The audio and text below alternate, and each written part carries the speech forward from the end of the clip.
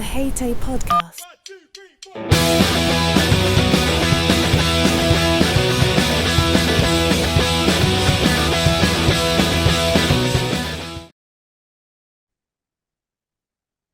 Hello and welcome back to the H.A.T.A.E podcast with me, Benjamin Madel, and today I'm joined by Jack Mead and Lydia Wolfe of Jack and the Wolfe Salon from the UK. How are you doing there? Really well, thank you for having us. Yeah, Wonderful. thanks, David. No trouble at all. Thank you very much for coming on. This is episode 2, so hopefully you've carried on from episode 1 and listening again. If not, welcome to the podcast. Now, what we like to talk about on here is how people got into hairdressing, their journeys, where they're going, what they want to do, and anything exciting they've been up to. So, if you both don't mind telling me, how did you get into hairdressing, and what are you currently up to? I'll let you go first, Lydia. Thank you for that. So how did I get into hairdressing? I guess I didn't know that I wanted to be a hairdresser straight from school, like a lot of people, but I think I always dreamed of working in fashion. And then I went through the school system, and I think, it's definitely a flaw in this country, especially that I think that hairdressing isn't necessarily valued as highly as it should be, or it isn't as respected as highly as it should be for just how technical and complex, and also the opportunities that it provides. And so because my grades were pretty good in academic subjects, I kind of fell into that like sheep herded thing of getting pushed towards university. And I just had like essentially a massive identity crisis when I was just about to go to university. And I thought, what am I doing with my life? I don't want to be a psychologist. And I just, dropped everything and started again. And I thought, right, how can I use my love of fashion and beauty and work my way into that industry? And so I started looking at the London College of Fashion, and I saw that they had a course on hair and makeup. And I thought, you know what, that's what I want to do. But you had to have a level 2 MVQ in hairdressing first. So that's what I started doing. And then I thought, before I move to London and I go to university, I am going to go and work in a hair salon just for the experience, because then I've got that under my belt as well. And I thought, I'll just do it for like a year and then I'll move to London. And 8 years later, I still worked in the same place. And I just love it. I fell in love with working behind the chair, and that's where I just found my calling. And I didn't need to, I still get to do all of the things that I wanted to do it with hair and makeup for fashion. I still get to work, backstage and on shoots and all of that kind of stuff as well. But I pursued that career through the salon route instead. Yeah, okay. And now I own my own hair salon with this lovely gentleman here. Oh, very good. There's the second person, like I say, it was the second episode, and it's the second person that said they were just about to go to university, and then it was like, nope, we're not doing that, and ended up in hair. It is, like you said earlier, it is a massive problem. It's a global problem. It's unfortunately not just the UK, that they're not pushing people enough towards sort of the trades, be it hairdressing, be it anything, be it any job at all. If it's not an academic route, I think a lot of the problem is you've got sort of teachers and that are orchestrating where people need to go into what they do, and it's not their fault, but a lot of them have been to school, went to college, went to university, and they've gone back to school again. So they don't really understand what's outside of that bubble, and that's causing a massive problem. I've got a friend of mine who's got a building company, and his company is big reasonable company. He's currently on the job, and there's not a single person under the age of 40 working on the site. Which and it's I think we're heading. It's crazy. We're heading towards that problem, I think, in hairdressing as well.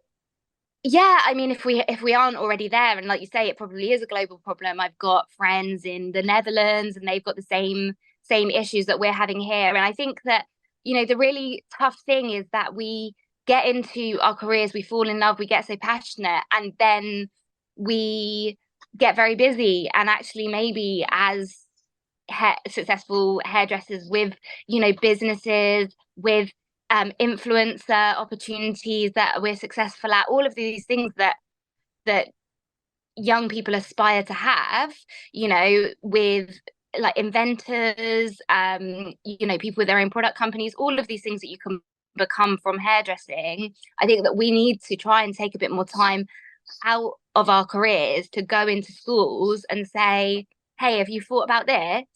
Because not enough people are really doing that. And maybe ending up in similar sort of situations that I was in, where we didn't really have like a cool hair salon in the town that I grew up in. It was very much kind of I don't really know how to say this without offending anybody, but kind of like carbon copy hairdressing. No, Everyone had absolutely.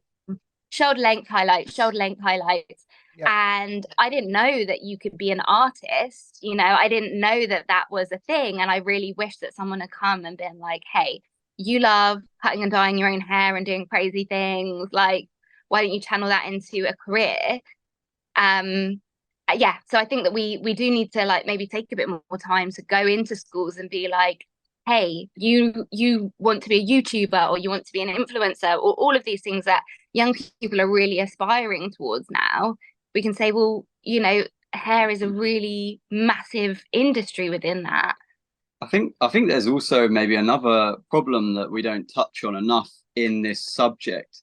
And what's really hard is that when you start hairdressing or a lot of creative professions, like you do it because you love it, Yeah. and you do fall in love with your career and everything that comes with that.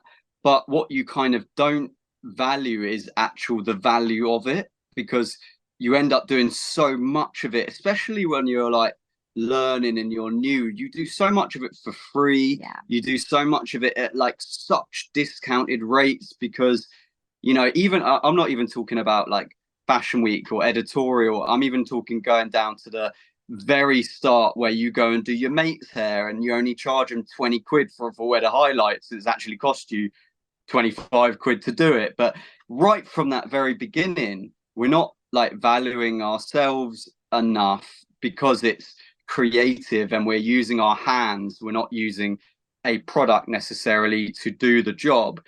And that kind of sets a precedent for then your whole career. And I understand why you are getting 16-year-olds go, why would I become a hairdresser when I'm only going to earn X amount, when I could go on YouTube and earn this amount? Or like there's so many alternative jobs now that you can do that make money. Or there's a lot of jobs where they make you think you can earn that money, which then puts you off doing a trade, because you're like, well, what people don't really understand, like they used to, like when I started, I was like, well, if I do an apprenticeship, I'm getting paid to do the apprenticeship. So I'm getting paid to learn, and then I'll have a skill. But now it's almost like people have forgot that. And it's like, well, they're only going to pay me this amount of money to learn a trade. They don't really see the end goal. But I kind of get it. I think that times have moved on, and maybe that's something that we've just lost a little bit in terms of like educating people about society's changing so fast. So yeah, there's a lot of interesting topics on that, I think. Yeah, definitely. I mean, I remember being at college and having, I guess, careers advisors come into the college and say, oh, how brilliant that you've chosen this career of hairdressing. These are look at all of the things that you can do with your career. And they literally were, you know, you'll never not have a job because people will always want their hair cut behind the chair. And then you can work on a cruise ship, and, you know, you can travel around with this job. And that'd be like, isn't that so brilliant? But all of those things require you to be on your feet until the age of 65 or 70 or whatever retirement is now. Yeah. Nobody came and said, well, you could use your hairdressing knowledge to become an educator, a global educator. You could be a creative director of an academy. You could be a business owner, not just of a hair salon, but of loads of other different types of businesses. You could invent a innovation that helps hairdressers and make money out of that. You can be an educator or a coach, or all of these different things that I now know, and will definitely try and educate other people that they can be. But yeah, there was nobody out there sort of telling us as young people that we could be anything other than working behind the chair with our hands Yeah, these long absolutely. hours, and that didn't put me off, Yeah. luckily. But But it does it's put a lot of also people off, doesn't it? It's that whole thing of I think we don't do a good job of promoting ourselves. I think in a way is we do sort of, it's a little bit influencer crazy at the moment, and I don't think that's necessarily great for the industry as sort of a, if you're looking at people who are potentially want to do hairdressing, but they say, "Oh, you're never going to earn any money at hairdressing." You know, it's mm, like I know you can earn very good money at hairdressing, and it's we're not pushing enough of that sort of idea to people. You know what? You don't have to be the one causing the scene on social media. You can actually run a really good little business, and like you say, is it goes back. You can learn so much doing hairdressing. I mean, I've got several other little businesses now, that are nothing to do with hair at all. But I learned how to run a good business by running a hairdressing business. You know, exactly, yeah. it's the way it goes. Now, Jack, you said you started off with an apprenticeship. Was that sort of in a local salon or a chain salon or? Yeah, so I moved to Cyprus when I was 10. And I went to a Turkish school, it's Turkish part of Cyprus. And I fell really behind, and so I left school when I was 14, and didn't have anything to do. So my my stepdad at the time was like, "Oh, you need to." Well, still my stepdad actually. He's still there. Yeah, Good for him. yeah, he's still my stepdad. Yeah, not at the time. He was at the time, and he still is. Yeah. Um, he was like, "Yeah, you need to get a job," and I know someone that has a hair salon, and I was like, I never would have thought of being a hairdresser ever in my life. Like, it just wouldn't have come into my world. But I thought, oh, okay, well, I need some. I was very lost at that time. Do you know what I mean? And so I went and worked in this salon. And after being there for a little while, I just fell in love with the buzz. But I think one of the main things is because I was very lost. I feel like it's maybe something that we don't appreciate at the same time being an apprentice is that an apprentice in a hair salon, as you know, is as important the as a top stylist, really, because without that really strong apprentice, your day just falls apart. It's a really important clog in the wheel, isn't it? And Oh, so I think, absolutely. yeah, and so I think that being an apprentice in a hair salon suddenly gave me a responsibility in life, and it gave me, like, a meaning. It gave me like something to wake up for every day, and I had to be there because people relied on me to be there, and I had to like look after clients because that was my job. I had to wash their hair and get them refreshments and just make them feel like they were having a nice time in this experience. So suddenly, I think it sort of saved my life in a way, really, because I went from being very, very lost to suddenly like, okay, well, now I have purpose and meaning. And that was kind of the start of my journey into hairdressing. Moved back to England then when I was 16, and I got a traditional apprenticeship in like a little village salon. So I didn't start at Trevor Sorby or Sassoon or anywhere like that. It was a little village salon, and did my college, one day a week, all of that. But then when I was 18, I qualified and wanted to then spread my wings. Now I feel a bit guilty all these years later being a salon owner. You know what it's like, Yeah, yeah. uh, you know, going off as soon as you qualify. But that's just sometimes the way it works, isn't it? I wanted to go somewhere that was, a bit more cosmopolitan. And I went to this really great salon in Newbury. They used to be the managers of the top stylists at Michael Van Clark on the King's Road. So they had this amazing culture that they then brought to this salon in Newbury, and it was a good like hour and a bit drive, so like 2.5 hours journey to get to work and back every day. But I loved working in this salon because it was like I felt like I was going up in my career, and I felt proud. That's what something that we try and do at Jack and the Wolf. We when we do like our yearly day where we catch up with everyone in the team, and we do like a what do we call it? It's just that we call it the team Yeah, day. it's So like a we just team day, yeah. But we try and see like, oh, we want you to be. How do you feel when you work at Jack and the Wolf? And you kind of want people to be like, well, I feel really proud to work. When someone asks you what's it like to work at Jack and Wolfe, you want to be like really proud that you work there. And I was really proud of this salon that I worked at. Do you know what I mean? And they gave me opportunities to learn more, and so yeah, I worked there. Then I moved to Australia when I was about 21 because I was jealous that all my mates had been to like, you know, university and had a gap year and all that stuff. And I'd worked since I was 14. So like 7 years I'd grafted by this point. And so I was like, yeah, I want to go and travel a little bit. But I went and managed a salon still. I couldn't stop. But, you know, it's like, oh, I'm going to not work for 6 months. But as soon as I got to Oz, I just went and got a job in a salon straight away. You know, you just can't. I think it's one of those jobs you can't stay away from, you know. Well, but you can't sit still. That's the problem, isn't it? You know, it's where you're on your feet all the time and grinding. You're like, you know, I did that. I recently moved to the States and was waiting for my visa. My wife's American, so I was waiting for my visa. It was like I had not much to do, and honestly, I was sort of climbing the walls. You know, it's hard to sit still, but it's that also though it shows how you can travel with it. You went to Australia, just you know, you got your working holiday visa, I'm assuming, yeah. and then you went over there and you could just go and work in a salon. You know, you yeah, can take it anywhere you like. yeah. And what was so great about that was because I'm also like, because I didn't have any money growing up, I am very money focused. So like, I couldn't. Also, my brain was like, I couldn't travel for 6 months because I'd spend all my money. Like, even though that was my plan, I just couldn't do it when I got there. Yeah. So I was like, well, if I go and work in a salon for 6 months, I can save the money and then I can travel and I won't spend any of my savings. So that's what I did. I went and worked in the salon for 6 months and then I went and traveled with the money that I saved. So yeah, having been a hairdresser allowed me to make more money to then spend money on travel and not, you know, not spend all my savings that I'd acquired. So yeah, I did that. And then I moved back to London, and I went and worked for Rush, which was great. You know, I learned loads working in central London, working for them.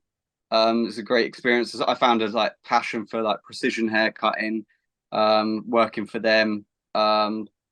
Yeah, worked there for about 4 years, then moved to Lymington, and with Lydia we opened Jack and the Wolf, and that was when we were like what 25, yeah, 26, yeah, 26. That's when we opened Jack and the Wolf. So Yeah. How did that come about? Was that something that you always wanted to do? Was have a salon, the pair of you, or was it something that just sort of occurred?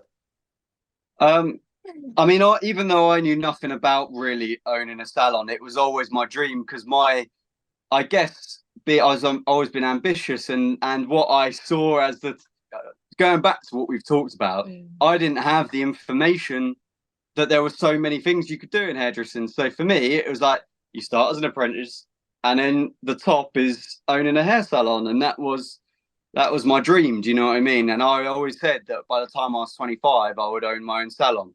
So I missed it by a few months. I think we got it January 20 when I was 26, and so I missed it by about 2 months. I got there when we were 26. But yeah, like, so it was always my dream, but it wasn't. I don't think it was Lydia's dream.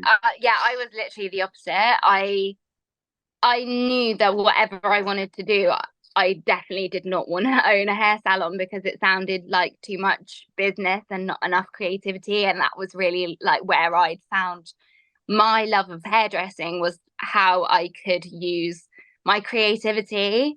And I remember telling my old boss, you know, like, oh, never, I will, whatever I do, I will never own a hair salon. And I think it all started really when I started entering competitions, and that was, you know, I guess where I discovered the world outside of the salon floor. And I entered a competition called Goldwell. It was called Goldwell Color Zoom, and it was like a global international competition for hair coloring and photography and all of that kind of stuff. And the first time I entered, well, it wasn't the first time I entered but I entered in the new talent category, and I actually won. And I won in the UK, which meant that I went to the world finals, which was like this brilliant. amazing eye-opening experience. And I actually won what was called the Stylist Favorite Award out there. Oh, great. And so that was like my whole world was just open to this new side of hairdressing and like the industry, not just the salon, but like the industry. And then So I fell in love with it, and then I entered again the following year, and I actually won again, and I went out and competed in Toronto the next year. And at the same sort of time, my life was getting a bit, that turning point in life, and my bosses had really kind of sat down with me and said, do you want to open up another salon with us, or that kind of thing. I think they could see that I think that was what that they wanted, but also could see that I was kind of ready for like the next step, whatever that was going to be. And I think the mixture of that, and then them sitting me down and kind of giving me that vote of confidence, but also I think my family and the people around me saying, "Oh well, what's this opportunity going to do? You're a global winning hairdresser. Does that mean you earn more money? Does that mean you get to do more amazing things? Like what does that mean for you?" And I was like, "Oh well, not really. You just kind of like, that's the fun bit, and then you go back to the salon and you work in the salon, and nothing really changes apart from maybe your boss might promote you on the list of stylists and your prices go up by £4 or something." Yeah. And my family, I mean, especially my granddad, he couldn't get his head around it. He was like, "I don't understand this industry where you can go and do all of these amazing things." He was a policeman, so his career was so like local. Yeah.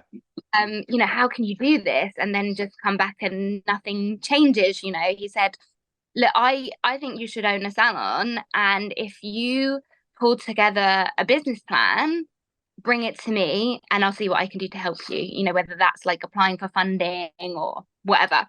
Yeah. And when you're just like at a point in your life where you'll just do anything, like, I don't know, where you're changing chapters and you're up for whatever, you just know that something's got to change, but you don't really know what it is. So I was like, yeah, all right then. And that's exactly what I did. So I started to form this like concept of a salon. I didn't know where I was going to open it. Obviously my bosses had really kindly sat down with me and said, "We want to do this with you." So out of respect for them, I sat down and said, "Look, kindly, I don't want to do it with you, but also I do want to do it on my own.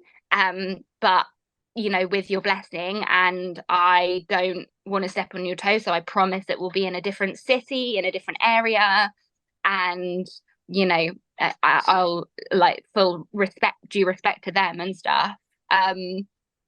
And yeah, I think once I said it out loud, it had to happen. So I started building this concept, but I genuinely didn't have a clue where to start. Which is when I met Jack, sort of around roughly that time. And I put out a model call on my Instagram because we'd been doing a show at Salon International, and I really needed a male model, because we were doing a men's collection, and I really wanted to recreate a look from our BHA entry, and I needed a guy with like bob length hair, which was kind of hard to come by. Because most like agency models that I could find, their hair was either longer and they weren't going to have it cut to that like awkward length, or the hair was too short. So I just thought, I'm never going to find the specific thing that I want unless I just put it out to the world. So I put out a thing on my Facebook and said, "Look, does anybody know a guy, preferably with some modeling experience, but no worries if not, who's got specifically this length hair?" And Jack got back to me. He was like, "Oh, I'm a hairdresser, but I also do some modeling, and I'd love to be your model for it." So we booked it, and that was the last time we spoke for a couple of months. And then he messaged me to say that unfortunately he couldn't do it anymore. But the circumstances that he couldn't do it were really sad. Unfortunately, he was living out in Cyprus and his nan was really poorly. And I just remember thinking, I felt bad that he sort of said, "Oh, sorry, I can't do it because my nan's unfortunately, in end of life care." And I was kind of like, "Okay, bye forever then." So when I think he followed me on Instagram, maybe like a month or two later, I messaged him and said, oh, I'm really sorry about the news about your nan, but I also seen that you're kind of opening your own salon, or you're moving to open your own salon. I want to open my own salon too. Like, could I pick your brains at all? And so he was in Cyprus and I was in the UK, and he was just like, yeah, give me a call and we can talk about it. And so we were chatting backwards and forwards. We had like a Zoom call, and he sent me his business plan so I could see, how to structure a business plan, because I was so overwhelmed by like where to even start with it. And that really helped. But we just got chatting, didn't we? And I don't know, when you find someone, you chat and you chat and chat and chat, and it's like, before you know it, it's 2 a.m. and you're like fighting to stay awake because you want to carry on talking to this person. And yeah, then it escalated quite a lot. Did you know where you wanted to open the salon as well in the UK, or was it sort of? Yeah. So I knew that I wanted to open my salon in a city, and I knew I couldn't afford for it to be London, and that was about it. I had no other prior decision on where I wanted to open it. I had been looking at completely different cities from where I lived, anywhere that I thought that I could afford, like the ground rent and all of that kind of thing. Yeah. But I was totally going to start from scratch, so it really didn't matter where it was going to be. But yeah, I guess the funny thing is that me and Jack were chatting, and very, very quickly he was like, look, I've had an idea. I've got the space for my salon that I'm going to open. Why don't you come and work in it and help me set it up? Because it would be really helpful to have somebody who's more confident in color than I am, and also just to have another stylist, because it was just going to be a studio, basically him on his own. So he was like, look, it would be great to have another person. Why don't you come help me set it up? There's a flat above, we can be roommates, and whilst you're working for me, I'll know that you're planning your own salon, and I can kind of help you with it, but you can be working for me rather than, you've already taken the step to leave. You can help me. You can see how setting up a salon runs, and then you can open your own space. But that changed, didn't it?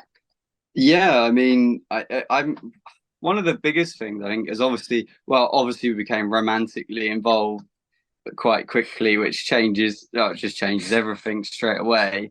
But also like our ethos at the end of it, even if Lydia and I ever don't agree on something, our core values are the same, and that's really powerful, I think. So I don't know, it was almost like we could compromise on so many things to create Jack and the Wolf, because what we had in our hearts was the same, and that never changed. And so I think that it was such a natural progression to go from Lydia opening up her own salon and me doing my own thing. It just was almost like fated that it should be together, because we could create something very cool with both of our ideas that we were both willing to compromise on, because we, at the end of the day, customer service and the luxury vibe in what we wanted to create was the same. I mean, luxury with a sort of a bit more of a grungy undertone to it. Do you know what I mean? Like alternative luxury. Yeah, Exactly. And yeah, I've got a screenshot somewhere on my phone of where Jack messaged me, and he was like, this is going to sound crazy, but do you want to come in on this 50-50 business partners with me? But just bear in mind, like at this point, he was still in Cyprus and I was still in the UK, and we'd never met before. Yeah. So like the craziness, the Nigerian prince scenario, isn't it? There's $1 million in the bank account, and it is, we just need your details. 1,000,000%. Like get the nail on the head. Like, how mental is this? I never met this guy in my life. Like, what the hell were either of us thinking? I was just waiting for somebody to turn around to me and be like, Lydia, are you sure Yeah. that this is a good idea and that this is not, because it's like 50-50 business partners. You put in your money, I'll put in my money. Like, I was waiting for somebody to be like, are you crazy? Like, this is a really bad idea. But nobody did. Everyone was like, yeah, sounds great. He sounds great. And I was like, oh, okay, okay. we're doing this then. We're Exactly. doing this then. And yeah, we obviously had like developed some feelings for each other or whatever, but in the back of your mind, I think we were both in places in our life where we both just needed like new chapter, new change, new start. And so you are a bit more willing to do crazy things. And I think I had the backup plan in my head of how I could walk away from the situation if I absolutely needed to. But the backup plan was way more to just like, whatever happens, whether we work out romantically or not, we are going to be amazing business partners because our core values are the same. And we're so insanely passionate about hair. And we're going to make this work. And we're both adults. And if the romantic side of things doesn't work out, the business side of things feels so right in my gut that I'm going to take this risk and I'm going to meet up with this guy and we're going to go straight to the solicitor's office and put both our names on the lease. Absolutely. And yeah. It was a bit. Yeah, 6 weeks later or whatever, we were in our salon. It's funny because I had to go back to my bosses and be like, you know what I said was a 6 month plan? Well, here's my 4 weeks notice. They were like, six-day plan, yeah. And that's what? brilliant, though. What happened? What happened this weekend between the last time we spoke to you and now? I don't think they really believe me. I think they probably thought that I'd had all of this planned like months in advance.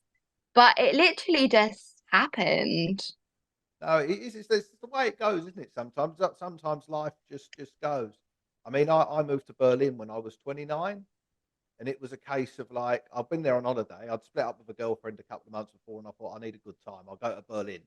So I went to Berlin. It was a very good time. So I thought, oh, this is quite. You know what? I'll go and live there. Because at the time you could just turn up. And honestly, it's like you say, and it just everything just don't think about it. I find when I think about things too much, it doesn't. You end up talking yourself out of it almost. Oh no, never work. And then you just turn up and do it. I look back now and think, how on earth did I do that? I turn up to a place where I didn't know anyone, didn't speak the language, and grew a really successful business. But yeah. It is. So you're still in the salon now? Yeah, and it's a bit like what you were just saying about Berlin. Actually, we did move to. It was crazy because basically when we were looking for a premises, we were looking outside of London, same as what Lydia said, and came across this unit in a town called Lymington. So whereabouts is that? Just for because there's people from all over the place listening. So whereabouts is that? It's in the New Forest, which is on the south coast of England, not too far away from Southampton and Bournemouth. Okay, very nice down there for the people who have never been that way. It's very pretty. Yeah, very nice. And that was I don't know. Basically, when we were looking, I was like, I wanted to go somewhere that was, I guess, relatively affluent. And my main reason for that is because when I looked everywhere. I looked all the way up to Cornwall. And when I was asking people, I'm sure there's no offense to people in Cornwall. And I'm sure it's actually changes. It's become a really cool place. But when I was going around there and like talking to people, like doing market research and being like, what do you sort of pay for your hair? Like, and what do you think about hair? They'd be like, oh, just my mate does it for 20 quid. And I just couldn't find any like way of me making this like a really successful business. But to be honest with you, it wasn't just about money. Like because you know what it's like. You're a very passionate hairdresser and you spent time, trying to master your craft. I haven't mastered it yet. I'm still going, but you're trying to master your craft. You put a lot of hours into that. You want the people that come to you to appreciate hairdressing and appreciate like good work. So that was like really important to me, as I didn't want to be somewhere where people were like, oh, it's just another hairdressers, and like didn't get what I wanted to do and what we wanted to do. So I don't know, when I found this place in Lymington, I was like, oh, this is like a lot of people that live or lived in London. It has like a very like, it has quite a lot of second homes and stuff like that. But you know, everyone's kind of from London at some point. And I thought, oh, they're just gonna get really good hairdressing. They're gonna get all my style of hairdressing. They're gonna get. Do you know what I mean? And Absolutely, that yeah. was really important to me. And then I guess I thought the money comes with that, because if people get what you do and they like what you do, then they're going to pay for it. Do you know what I mean? Yeah, it's So important when you're doing that, isn't it, to find people who are sort of used to paying it and you expect certain things. You know, like you say, you could go to some village in the middle of Cornwall where, you know, there's a barber that's been there for 50 years and a hairdresser that's been there the same amount of time. And they pay, like you say, £20, you know, for a full head of colour. And, you know, that's what we pay. yeah, Is you're not going to be able to sort of push those people towards that no matter whatever you try. You know, unless you've got incredibly deep pockets, you know, it'd be very, very difficult to do. But where you get somewhere where you have got people who are used to that level of service and what they expect and what they're used to, it makes life a lot easier. yeah, definitely. And it makes life easier and kind of more difficult, because you have to live up to that expectation. But that's what we thrive on. Do you know what I mean? That's what we wanted to create, is that, you know, we didn't have the budget for it. Like when we started the salon, honestly, you know, when you said, oh, like, think back, how did we do it? Same as us. We literally, our budget, well, we spent, including the solicitors, everything like that, it was like 10 grand. And like, we literally, well, Lydia's great at DIY. Like, our salon is in a building that's 350 years old. Okay. And so we wanted our salon to be in keeping with that building. So when we were looking at sections and stuff, we like didn't want anything modern, but obviously everything is modern and expensive from like Salon Supplies and all those sort of places. But also, if you want something bespoke, well, you're looking at thousands of pounds from like a carpenter or something. So we literally drove around in our tiny like Fiat Picanto at the time, which was worth like 200 quid. It's literally like Del Boy. It had a hole in the bottom. It literally had a hole in the floor. Help you break. Yeah, yeah, exactly.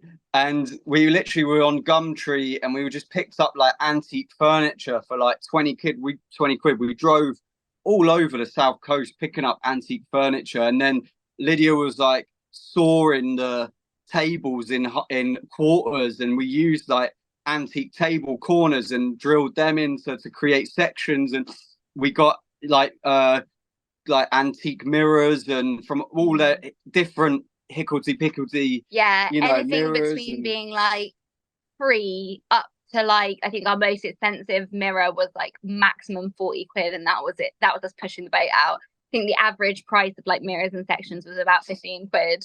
It's brilliant to hear though, because you get so many people now that are obsessed with spending huge amounts of money. I mean, I never have. My mum and dad are hairdressers, they run a salon, and one of the things my dad always drummed into me was like, you don't need to spend money on fitting. Get good chairs. The rest of it, you know, you can do IKEA, wherever it may be. You know, like yourself, just hunt bits down. It's so true. Like, we obviously, our dream was to walk in there with an endless budget and get everything bespoke made and elevate it to this level. But fast forward to when we did have more of a budget, we actually ended up just doing the same things because we were like, it's unique, it's sustainable, and it's not gonna make an enormous dent in our bottom line. You know, that's the things that we've learned. You know, I wouldn't have known that before. I would have thought that having this mega glossy, impressive salon on opening day would make or break your business. I can say from experience, it doesn't. It does make a good story. It's very, very funny when we look back at pictures and we're like, oh my God, that is so homemade. Some things were a bit dodgy. Some bits were a little bit like, let's just put a plant in front of that. It'll be fine. Then no, but actually, you know, the most important thing is like your business being successful and financially, you know, safe and all of those kinds of things. And if you've got if you start in debt because you went, right, we need the best of the best of the best, you're going to be working so much harder and so much more stressfully than you need to be. And actually, yeah, like I say, when we did have the budget and we did have the opportunity to make things better, which we did, we actually were like, no, there's loads of this that we can still do the same way, on the same budget, the same homemade way, because it's got that uniqueness and also doesn't have to cripple the business to achieve that. And we did, even though we did renovate, because it basically, we used to live above it, and it wasn't really for purpose, but we lived upstairs and did all of that. And then after a couple of years, we renovated the whole building and we moved out. So now the salon's on 3 floors, which is really cool. But like Lydia said, we didn't go crazy when we did the refit, and we still sort of did the same thing. I mean, we made it more just like safer, and like made it like better. But we didn't go crazy, and like we did a survey recently, like an honest anonymous survey for our clients, because we're always trying to make it better, and we're always trying to think, well, how do we make it more luxury and give people a better experience, have a team have a better experience? But all of the surveys were like that, they love it, and it's not perfect by any means, do you know what I mean? And so it's really interesting, actually, like what comes back. And I think a lot of it is actually, if there's a good buzz in the salon, the team are happy, everyone's getting on, and everyone does give a good level of customer service and a good quality of hairdressing, actually, does it matter that your coffee machine isn't £10,000? Do you know what absolutely. I mean? Well, you go to a hairdresser to get a haircut. This is where I'm glad you two have said it, because this is where so many people go wrong. As you go and spend a fortune on a cut. Well, people don't go to a hairdresser to get a cup of coffee. They go to get a haircut. First, the important thing is they like the person doing it, because I've known some terrible hairdressers who are very, very busy all day long, but they're the loveliest people. And I've known the opposite. I've known some really, really amazing hairdressers who are really quiet, but are not great people. So it's that thing of like, you've got to, what you're doing. You know why you're there. You're not there to have wonderful Chesterfield sofas or whatever else. Not you're there to get a good haircut, and with good people, and you'll be surprised at how well, as you evidence is right there, is how it's worked for you guys. Oh, thank you. Thank you. And I think you touched on a really good point there. When you're a new salon owner, because our business is 5 years old now, so I still consider us new salon owners in the grand scheme of things, but we've learned an awful lot. But you're constantly doubting yourself, and you're constantly thinking that there's ways that you can improve, and there are always ways that you can improve. Don't get me wrong, like, it's very important to always be pursuing better and better all the time, for your team, for your clients, for yourself. But you do, especially I think during COVID, get caught up in schemes and things where people want you to spend more money all the time. They're saying, oh, your business needs this to be better, spend more money. Your business needs this to be better, spend more money. And actually, I've realized that the things that are most important are all about your team's happiness, and that the salon is practical and functioning well for them, and they're enjoying coming to work every day, because then that filters down onto the clients, who have a lovely experience because they're in an environment that is happy, which filters down into you being busy and having great reviews and stuff like that. And I wish I hadn't spent money on a lot of things that we spent money on, when you can't just keep throwing money at something when that's time and love and understanding and listening that gets you all of those things, and that's totally free. Yeah, absolutely. That is, you hit the nail on the head there. But you've obviously, it's been a good thing. I always think it's a good thing to start a business with not a lot of money, because you think about how you're spending it, and then that then bleeds into the rest of your business forever. Anything else you do business wise, you look at and you think, well, I'm not spending that.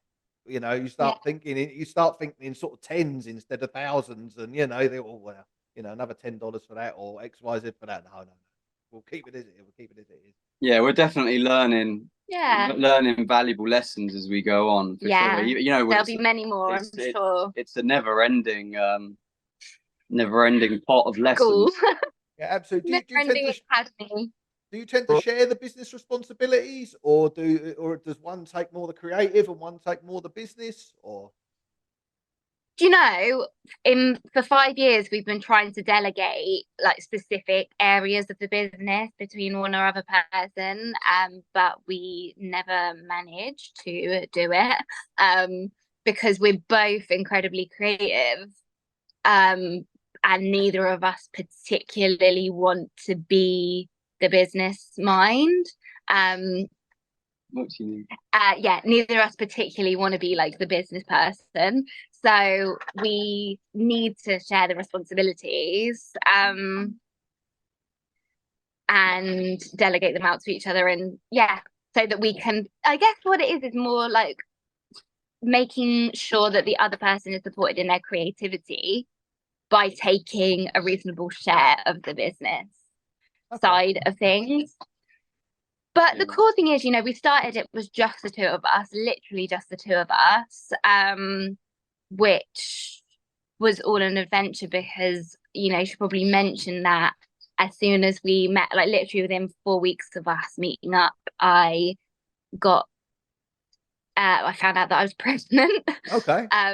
So that added an extra element. I always say that we had twins because we had the salon and a baby like at the same time, so they've literally grown up together as well.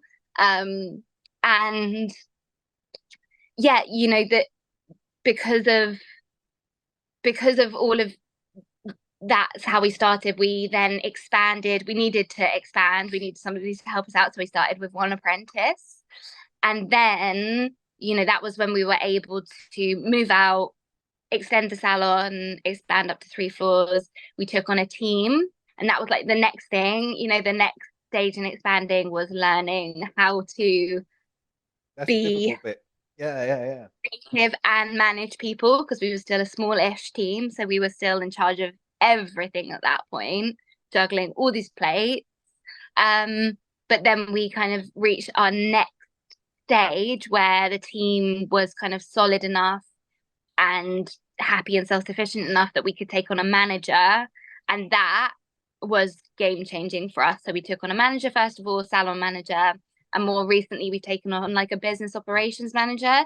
So because of that, all of the more businessy side of things that aren't necessarily A, our forte, and B, the things that we really love to do, we now have people who specifically enjoy those tasks, who are great at them. We've got one who's much more about managing people and managing the team and their welfare and the day-to-day bookings and all of that kind of stuff. And then we've got one who's more in charge of managing the nitty-gritty business side of stuff. And so it's so nice that we haven't completely shed all of those tasks, but we can delegate a lot of it out and know that it's done by somebody who gets some kind of enjoyment out of doing that. I enjoyed the business side of things way more than I expected. It was really funny. I think thought that you were going to be that we thought that I was going to be like the creative mind, Jack was going to be more the financial business mind, but kind of flipped on its head a little bit, didn't it? Yeah, it's hard. I think, I don't know. It's hard being managing people. Really difficult, isn't it? Even when people are incredible, like people, I think there's some people are just better at it than other people. Yeah. And I think that I'm too emotional. I think I'm too like I don't know if you some people call it passionate, some people probably call it something else. Yeah. But frustration, like all of those things. And so I think learning that about yourself is another journey, isn't it? And absolutely. That's the thing. I think that I'm much better now that we've got a manager who's really good at managing the team. Do you know what I mean? But you think you're going to be really good at these things, and then sometimes it's not how you think it was going to be. Do you know what I mean? Oh, absolutely. Yeah, I've been there. It's like you think, oh yeah, this will be a great idea. Yeah, we'll do that. Oh, I'll be good at that. And then you think, oh no, I'm not as good as I thought I might be at that bit. Yeah. It's a very difficult thing, especially with when you're managing. I mean, how many people have you got working for you now? think we're a team officially of 13 now. Yeah, you see, that's a lot of people to be looking after. You know, it's trying to it's a tightrope, and a balance is everything. You know, it's so difficult to do, is to keep everyone in a sort of a vaguely happy area. You know, for Yeah. themselves, and then sort of as together as a team as well. It's a hell of a job. It's a lot of juggling, that is. You say you still involved with the competition work and the platform work as well? Yeah, well, it's cool actually, really, that we've, I guess, we did that for many years, and we had some great achievements in that time, because we, as two passionate people coming together, we made it really like our main priority to pursue those things. And we ticked off some bucket list stuff, didn't we? We've been like H.A.T.A.E finalists, and we've done the Global Creative Awards. Yeah. We won bronze and silver, didn't we? Yeah. In 2 different categories, different years. Yeah. Been runners up for the international AIPP, and came top 5 at Behind the Chair one shot last year. Yeah, so brilliant. And lots of other little ones along the way as well, haven't we? We've done loads. We did, and we crammed it all in, I think, especially where COVID put a lot of stuff off, and then because COVID made a bit of a backlog, and then it was just like suddenly it was one after the other after the other after the other after the other. Creative Head. Loads of finalists, and loads of like real bucket list stuff for us. But I think because so much of it happened within a really short space of time, we have definitely shifted focus kind of in this year, especially to mentoring the team, to kind of get into doing those things now, because not saying we completed it or anything at all, but it's another business learning curve. Absolutely. It's important to get everyone involved, isn't it? Yeah, and I think you can spend a lot of money on these things, like a lot of money as a new starter business, to get yourselves into the public eye, and actually, forget that your clients see kind of one thing, I suppose, one big award. They're like, oh, you're doing, what competitions are you doing now? And you kind of want to be like, it's not a competition, it's actually a massive global award.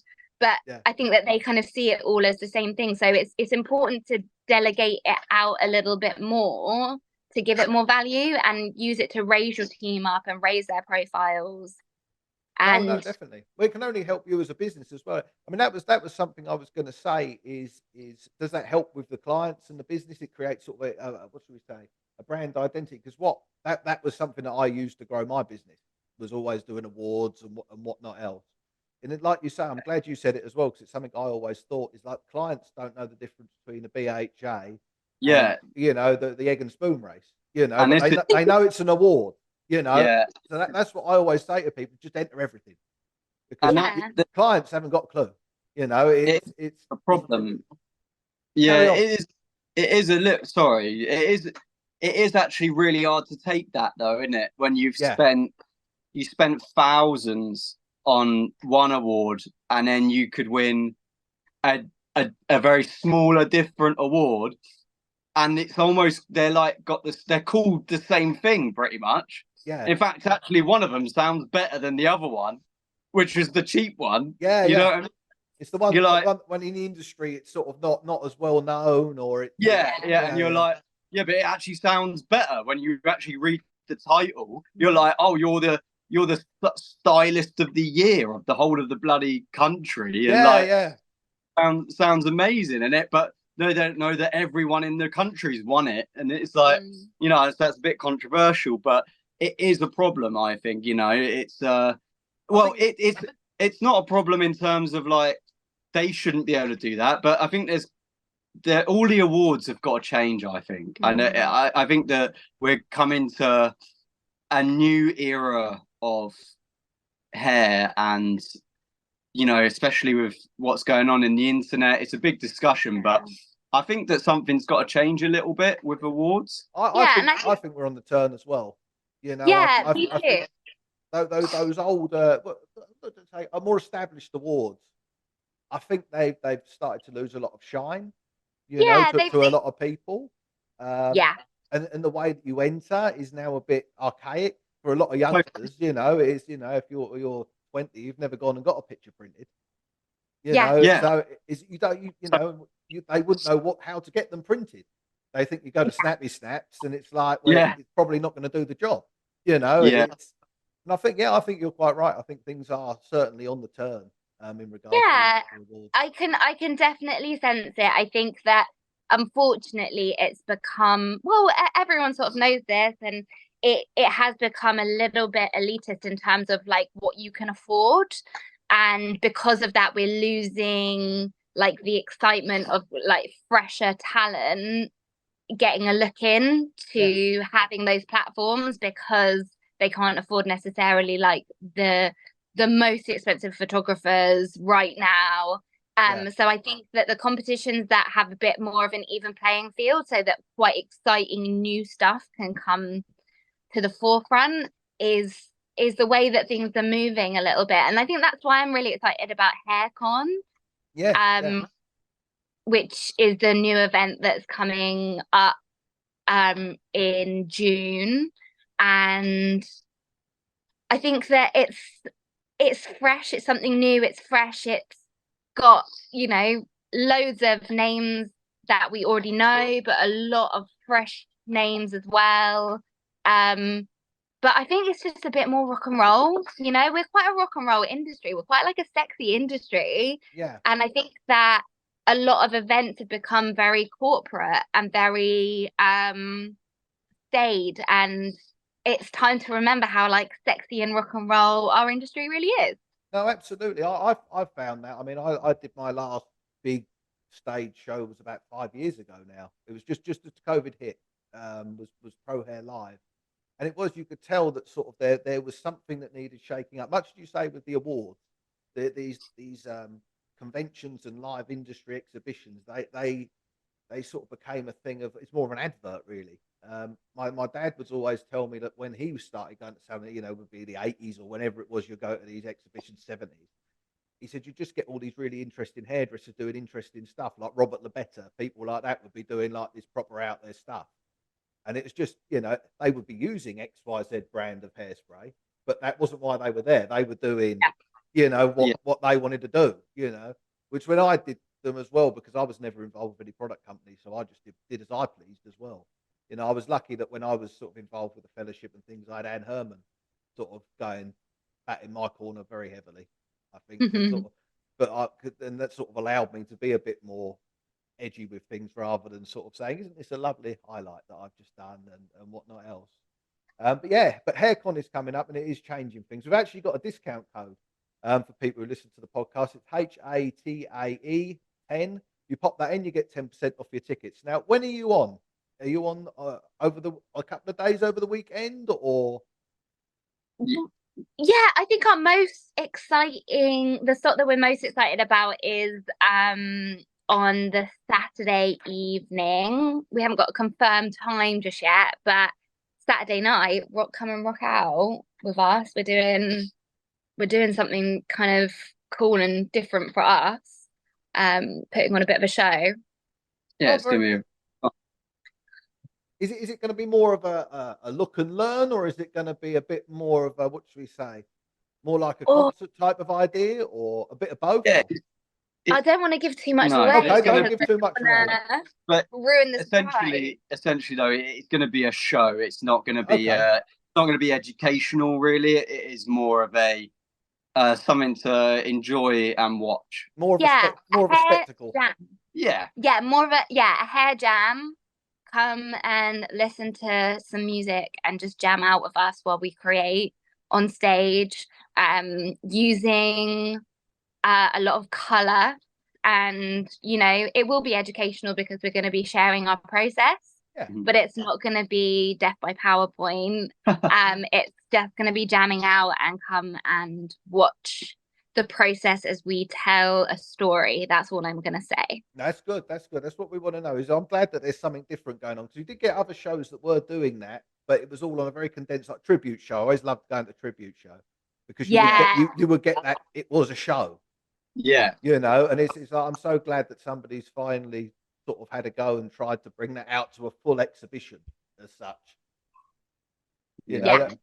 No, that's it. You've also got other shows lined up. You're coming out here, aren't you, to the States? You're going to Premiere Orlando.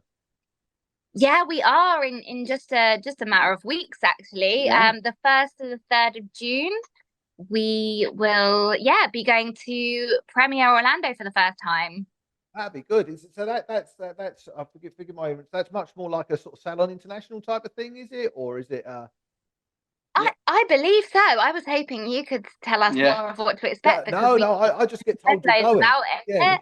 I am so buzzing though. I have a few friends out in the States who are like, it is the show. It's like the biggest exhibition. And I know that they celebrate the NAHAs, the North American Hair Awards on that weekend in Orlando too. And yeah, it's the cool thing about it is that it's sort of set up as loads of bookable slots of education with a lot of different platform artists. So you can Okay. kind of plan your weekend to, I guess it's like when you go to Comic-Con and you can go and see the seminars of all of the different actors and whatever. It's similar sort of thing where you can book different time slots to go and see educational snippets with different artists at different times. So we're going to be teaching 2 of our classes over 2 days. We're going to be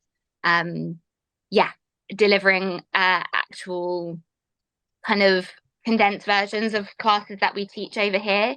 So it'll be really nice to take them across the pond. Oh, absolutely. What are those classes entail? Are they cutting courses, colouring courses, a mix of both, or styling? Yeah, well, a little mix of both. We the another cool thing about our relationship is that I am a color specialist, Jack is a cutting specialist. We both do both and we both love styling too. So it's cool that we can do a bit of both, but we've both got our kind of niches within that. So the first show that we'll be doing is called Trendcraft, which is a class where we deliver basically up and coming trends in colors. And we do a lot of kind of background on trend forecasting and where these trends come from, but also really getting down to the nitty gritty of, how to create these colors as well.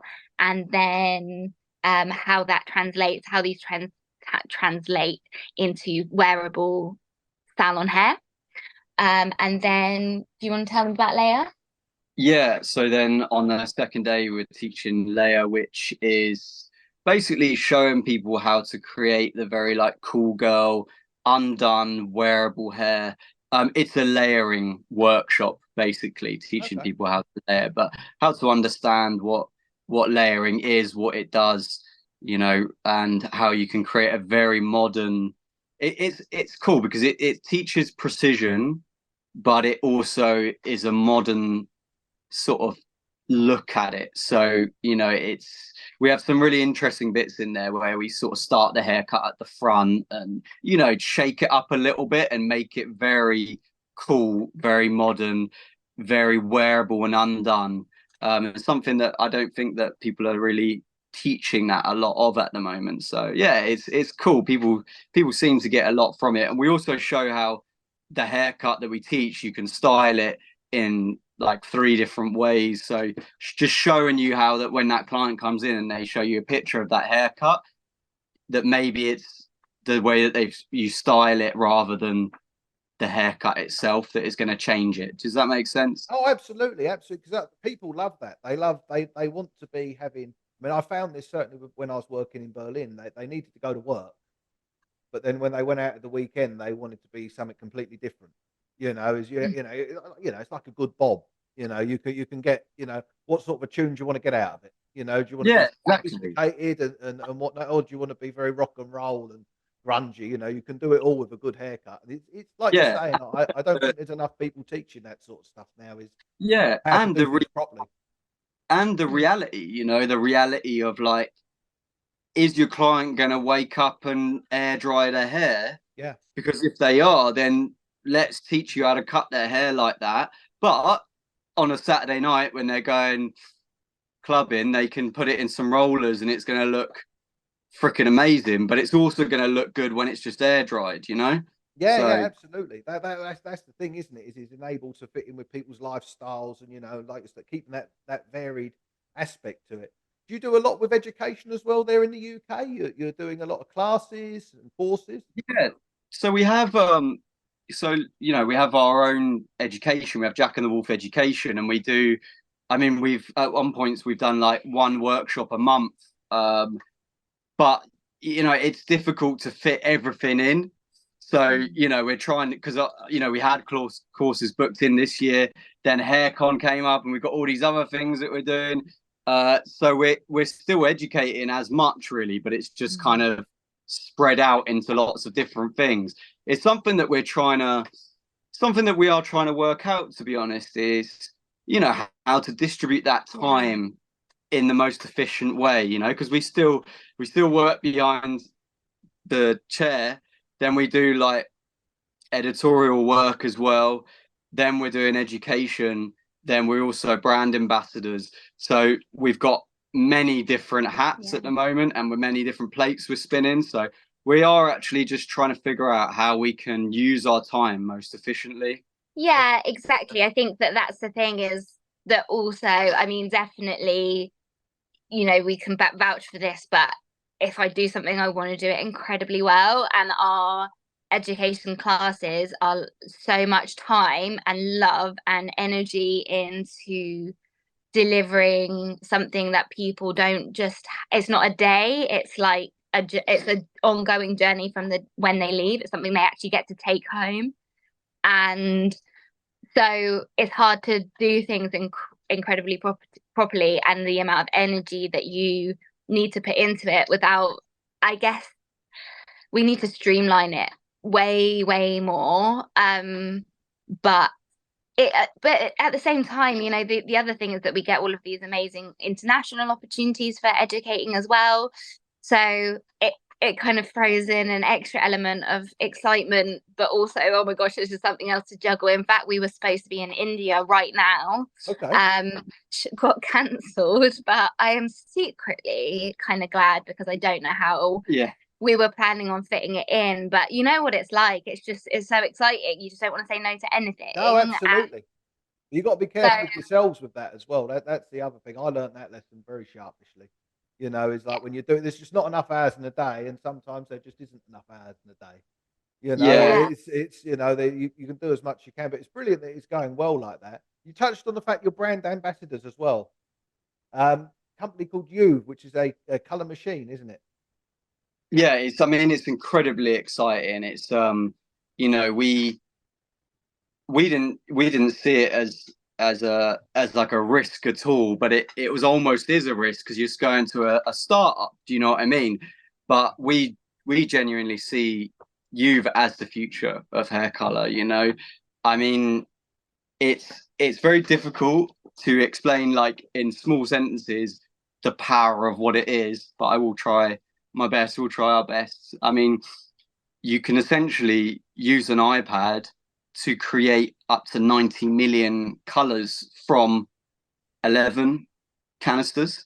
So 11 canisters in the machine, you can create bespokely to your client any color in the world. Do you know what I mean? So if you see like the color, someone wears a color at the Oscars, they've got a beautiful copper, and your client comes in and goes, "Oh, I just love that copper." You know, well, with another brand, it's like, well, they might bring that out 6 months later because, you know, she had it and it was the big thing, and now they're going to sell that to everyone that uses that brand.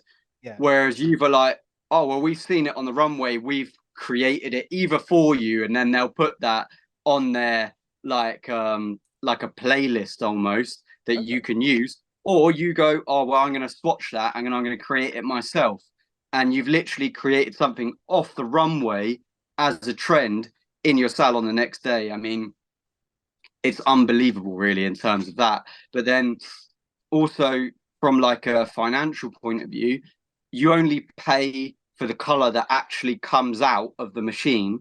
So you haven't got to stock £5,000 worth of color in your salon. Yeah. You don't pay any upfront costs apart from you pay £50 a month for the machine, but then you literally pay for what comes out of it. So if you're, it works so well for salon owners, for freelancers, like everyone really, because say you've only got one client in a month, well, you're only going to pay for that, and you don't have to have a whole thing of every single color to actually be able to make it. Do you know what I mean? You can literally, it's, I mean, then you can, I'll let you tell a bit more. Yeah, well, you know, going on from what we said about like starting a salon with a budget, or even starting your freelance journey, the biggest thing that we had to pay out for was an opening order of stock. You know, that was £5,000 in itself. So I kind of forgot about that. That was a whole £4,000 or £5,000 just for like the minimum amount that two people could open up with.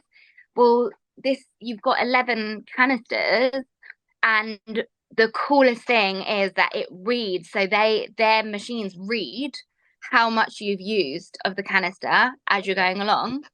They send you a replacement without you having to order it, because they know how much, they know you're running low on X color. So it's fully automated then? Fully automated. Then you take out the used canister, put it back in the box and send it back to them. They refill it at their headquarters, and then the canister goes back through the cycle of life again. So it is 100% refillable, fully recycled. There is no waste no color waste, because it's registering and weighing how much you're using. And there's also no canister waste, no product waste. You know, you receive the items in a box that then you use to send it back to them. So you're never even getting rid of cardboard. That's all being reused. So it is an incredibly sustainable option. But what we were struggling with as salon owners to be as sustainable as we could be is that we were being charged for that privilege so highly. You know, it was such an investment to be a sustainable salon, much cheaper to be wasteful and continue this, you know, this really bad cycle of behaviors. And now it's like somebody's finally come forward and said you shouldn't be paying more to be sustainable. Wastage should be costing you money. Being sustainable should be free, right? It should be saving you money, because you're not throwing things away. So they've actually found a way of doing that, and that is, from a business perspective, is such a no-brainer. And you know, it's by the by that on top of that you've got this full creativity, but also the quality of the color is, you know, it speaks for itself really. I'm not gonna keep trying to sell it and shove it down your throat, but the quality of the color is unreal as well. So it's nice, you know, because sometimes things can be a gimmick, can't they? And they've just got to sacrifice somewhere, but they sort of said, right, if we're gonna create this technology and put all of this effort into creating this incredibly savvy engineering, then we need the product to match. What's the point in putting low quality color and not putting as much time and money and investment in the color quality being decent? So it's like matched. The AI and the engineering is matched by the quality of the actual product too. I mean, and it goes even further to say that, like, basically what will happen it's already started now, but like your favorite, that, you know, your celebrity hairdresser that you love, right? They can create a color, I'm gonna say playlist, because it's just easy for me to say it like that. But like imagine like a Spotify playlist, but it's your favorite colors. That can be accessed, if you want it to be, by everyone in the world.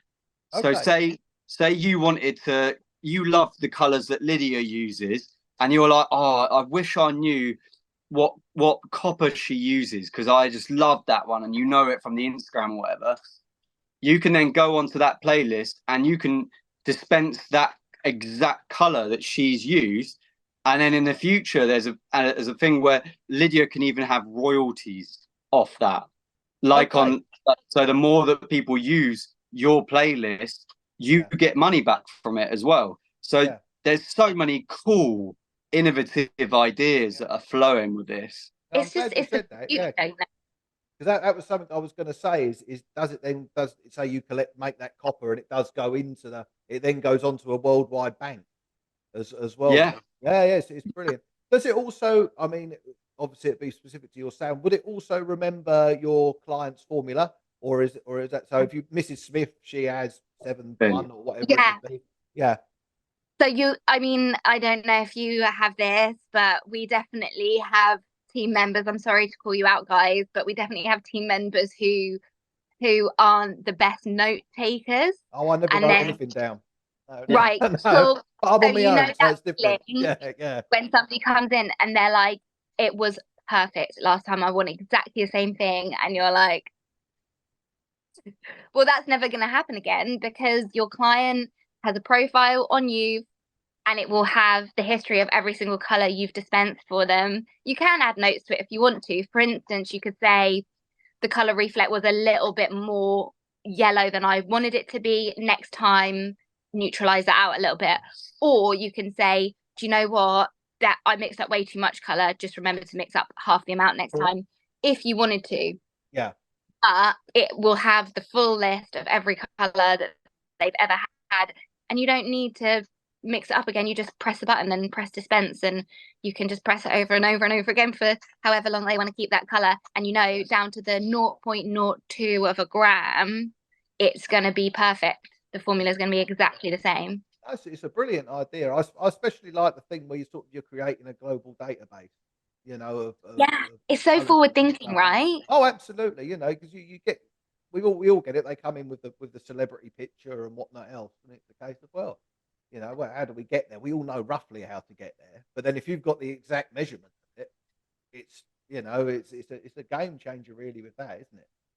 Yeah, totally. And especially in this social media world and how important it is to our industry, whenever I post colors, I always have at least one comment saying, can you share the formula? Can you share the formula? How cool that you can say this icy blonde toner is available on my youth playlist. You can download it today. And so people can literally not even go, oh, well, I don't use that product brand, so I had to translate it. They can literally press it on their iPad, dispense it into their use. And there it is. M&M. Oh, it's brilliant. It sounds like a really good idea. If they can keep it going, it takes off, as it could do. That'd be fantastic. It's still really super early days, but that's kind of why we're so passionate about it that we were like, we need to be part of this. We need to be here, and this, we believe in it so much that we want to be part of spreading the word about it, I suppose. To be honest with you, it is one of those where it's going to be like, well, if I said to you, I could make your clients come back to you because you're making a color that's completely bespokely made for them. If I could make your salon more sustainable at no extra cost at all to your business, and if I could save your business money from color wastage, not having to have a full inventory of color all the time, new shades that they bring out every year, if I could save you all of those things at no extra cost, would you be interested? I can't see the fault. Do you know what I mean? We've looked. Absolutely. It's a no-brainer, isn't it? Really. That's what we keep saying. No-brainer. On the surface of it all, it's a no-brainer, isn't it? Yeah. It's very cool. It's exciting. Yeah. That's wonderful. Well, thank you very much for coming on. It's been very kind of you to give me your time this morning. Thank you very much. I hope all goes well in Orlando. Enjoy yourself. Florida is brilliant. If you haven't been before, it's fantastic. I'm in sunny Ohio, so I'm a little way away, and it just gets a lot colder. Fabulous. Oh, nice. It's not so bad. It could be nice to virtually meet you. No, absolutely. Nice to virtually meet you both as well. No doubt I'll see you at some point in the future at some industry event. Once again, thank you very much. You can catch Jack and the Wolf at HairCon in Manchester in June. Thank you very much. Have a good afternoon. Take care. Bye, Ben. Bye-bye. Bye-bye.